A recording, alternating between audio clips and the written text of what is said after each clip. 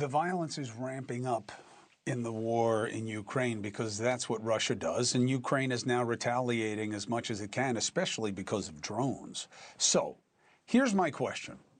Can America force peace in this situation? I got to tell you, I think the answer to that question is no. And I respect this president and the last president trying to do it. I think it is a unique American prospect that we try to do this. I think it shows what our place is here. But maybe we're also kidding ourselves. So I want to bring in someone who understands this, and this is absolutely who I would call to understand it. So I'm just letting you in on a phone call I would have made anyway. Understands all the players as well as the dynamic. Paul Manafort. Now, most of you know him as Trump's former campaign manager, but I've known him most of my life, and he understands international, specifically around Ukraine, the dynamic with Russia, and what America can do and can't. So, Paul, thank you for coming on to offer us your perspective. Good to be with you again, Chris. So, Paul, I don't think that we're a Trump away from making peace in this, that Putin is a trickier guy, and America doesn't have enough leverage to make this stop unilaterally. Do I have it right or wrong? Chris, normally you think things close to right. This time, I don't think you do. I mean, and okay. I understand what you're saying, but you gotta look beyond the headlines and see what's really happening. I mean, Trump has already changed the dynamic in this war. Just think of the concessions that have already been established. And by Putin, even though he hasn't acknowledged them as concessions. But he's basically said that the territorial integrity of Ukraine is going to be is sacrosanct. Now, that doesn't mean the borders, but the territorial integrity. Putin's also given up on the fact that he can impose his own puppet as president of Ukraine and have a say in that selection process. And he's also acknowledged that as far as the war is concerned, that he's going to have to accept security guarantees from the West. He's accepted that in the meeting he had in Alaska with Trump. Now, are these hard and fast concessions? No, because we're in a process right now. But Trump has already moved the ball. And so now the issue we're talking about in this is land swaps. And everybody knows there are going to be land swaps. The question is what land. And it's not a matter of fairness anymore. It's just the reality on the ground. The Europeans understand it. Zelensky understands it. Of course, he has to say he's not going to accept land swaps. Of course that. And he should say that. But as we get to the table, that's when the dynamic will start to change. And Trump understands this. You can't bring the war to an end by increasing the military attacks. Now, what's going on right now with last-minute attacks by Russia and the drone attacks by Ukraine, that's part of an end game, in my judgment, not the middle of a war. You asked something just before you went to break. You said, will there be a peace, before the midterm elections? Frankly, I think there will be. And I think there will be maybe even this year, because Trump is committed to this. And he's using his presidency as a bully pulpit. He hasn't shied away from the tough spot, I do. Listen, I totally agree with you. I actually think that you're putting too much pressure on Trump. I'm not saying that he hasn't been trying.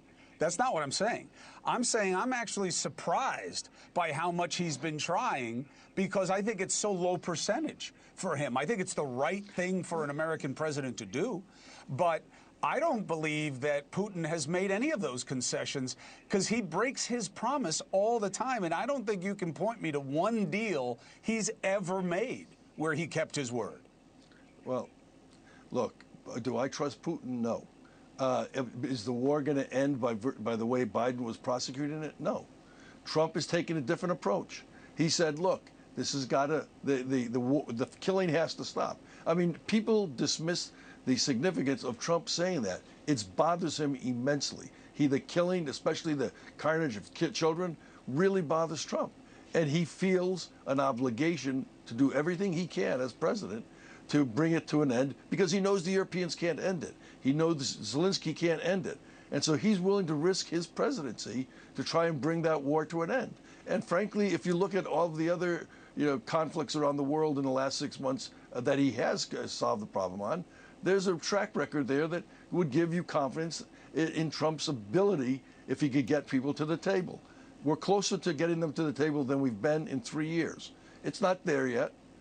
You can't trust Putin, but you can't let the fact that Putin isn't trustworthy be the barrier to trying to force an end to the war. And that's what you're seeing here right now. And the Europeans, I think, finally are starting to get this. I mean, what they came to Washington last week and surrounded Trump with their support for what he's doing, that was sending a signal to Putin that Trump is bringing the Europeans behind what he's trying to do. That's a big deal. It's gotten very little coverage, but that's a big deal. Zelensky now recognizes that he's going to have to work with Trump to get peace. He's not going to force Trump into expanding the war. Trump has made that clear. And so now the parties are sitting there on one side, and they're coming up with a plan. The Europeans never said that Ukraine should be a part of NATO. I was involved in those discussions. They said Ukraine should be a part of the European Union and of the trade agreement, but they never said that. When Biden made the statement that Ukraine should be part of NATO, Putin went crazy, and it was one of the causes for the war beginning again. And that was a big mistake. Well, it didn't begin. It didn't begin again. I mean, it was going on. Look, I'm not questioning that Biden's administration didn't get it done. I was there twice during it. I get it. What I'm saying is that it's still going on. They're still dying all over the place, as you know this. And I'm not blaming Trump. I mean, that's the only thing, is I just don't know that there is the leverage, unless everybody gangs up and squeezes Putin's ability to make money for that economy. I don't know why he would do anything.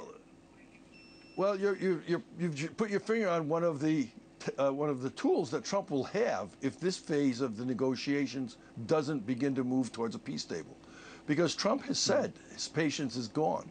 Trump has said he will ratchet up real economic sanctions, not sanctions that let the gas flow through different corridors so that Russia's still getting the money, not letting the Gazprom bank finance the trade deals, the oil and gas deals. Trump will put a real squeeze on the economy, and Putin knows that. So I think we're at the end of this phase of the game.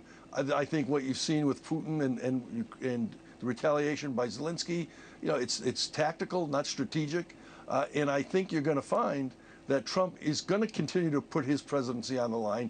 And he's done something that's really important in this presidency. Some might say he's oversaturated the use of it, but he's used the bully pulpit. He talks to the American people every single day.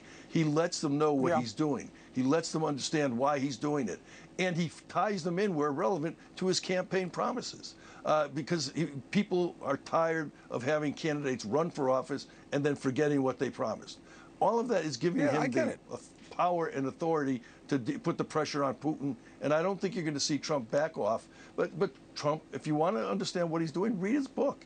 Trump, doesn't believe you smack someone in the face when you're trying to get him to a table, unless you're at the last minute and there have been violations of the principles. We're not at that point. Putin met with Trump. Nobody else could bring Putin to the table. Now the question is going to be, how does we move to the next phase? And if Putin backs off, if Putin doesn't follow up on the things that we've talked about in this conversation, I think you'll see Trump pick a big stick. And I think Putin understands that. He's in a position now, and this is a KGB guy, he's in a position where he can make the case he's not capitulating to anybody, and he can go to a table. Trump isn't going to try and embarrass Putin walking to the table. He wants a peace, and he knows you can't take a KGB agent and destroy his ego and expect him to then make concessions. It's pretty logical if you think about it. But listen, you're not reading about these things. I get it. I'm just saying that, sending the National Guard around to fight crime is the kind of move that I think bears fruit for Trump politically. Trying to end the war in Ukraine with this crazy-ass despot Putin is a very low percentage thing, and I think it's impressive on one level that he's doing it. I appreciate your perspective. We'll keep talking about it as more develops, because you know better than I do.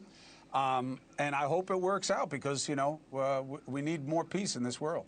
But Paul Manafort, thank you for your take. I appreciate it. Thank you for watching. Subscribe below and download our NewsNation app right now on your phone, and you will get fact-based, unbiased news for all Americans.